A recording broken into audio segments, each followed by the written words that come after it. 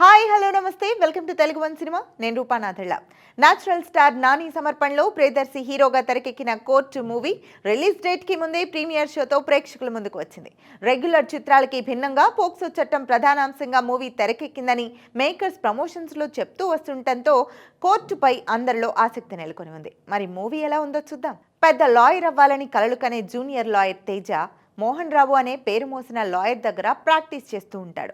సొంతంగా ఒక కేసు వాదిస్తానని తేజ అడుగుతున్నా కూడా నువ్వంత తెలివైన వాడివి కాదని మోహన్ రావు కేసు ఇవ్వడు. చందు జాబిలి అనే ఇద్దరు యువజంట ప్రేమించుకుంటారు. జాబిలి మావయ్య మంగపతి ఉన్నత వర్గానికి చెందిన వ్యక్తి, పలుకుబడితో పాటు బాగా డబ్బున్న వ్యక్తి, కుటుంబ పరువు కోసం ఎంత దూరమైనా వెళ్లే వ్యక్తి. తన ఇంట్లో ఉండే చిన్న ఆడపిల్లలు సైతం మంచి బట్టలు వేసుకోకపోతే ఒప్పుకోడు. చందు జాబిలి ఒక గదిలో రహస్యంగా వెళ్లిన వీడియోని మంగపతి చూసి తట్టుకోలేకపోతాడు. దీంతో చందుపై ఫోక్సో కేసు నమోదు చేసి జైల్లో ఉంచడమే కాకుండా లాయర్ దామోదర్తో కలిసి చందుని జీవితాంతం జైల్లో ఉంచాలనే ప్లాన్లో ఉంటాడు. ఈ కేసుని వాదించడానికి మోహన్ రావు ఒప్పుకోకపోయినా తేజ ఒప్పుకుంటాడు. మోహన్ రావు లాంటి బడా లాయర్ ఆ కేసు ఎందుకు ఒప్పుకోలేదు? పోక్సో కేసు అంటే ఏంటి? చందు జాబిలి గదిలో ఏం చేశారు? మంగపతి గెలిచాడా? తేజ గెలిచాడా? జాబిలి చందు ప్రేమ ఏమైందనేదే ఈ కథ.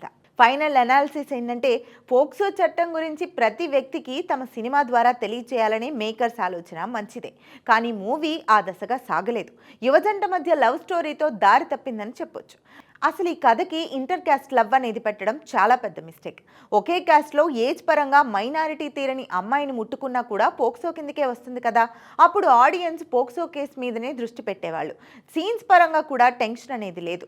చందు పోక్సో కింద అరెస్ట్ అవ్వడం, జైల్లో ఉంచడం, అతను పడే ఇబ్బందులని సరిగ్గా ఎస్టాబ్లిష్ చేయలేదు. అసలు ఆ సీన్స్లో కొత్తదనం కూడా ఏమీ లేదు. ఫోక్సో వలన ఆల్రెడీ జైలులో మగ్గుతున్న వారి గురించి చూపించాల్సిందే. ఫస్ట్ హాఫ్ విషయానికి వస్తే, ప్రియదర్శి, సాయి కుమార్, శివాజీ తమ నటనతో ముందు ముందు ఏం చేస్తారో అనే క్యూరియాసిటీ కలిగించారు.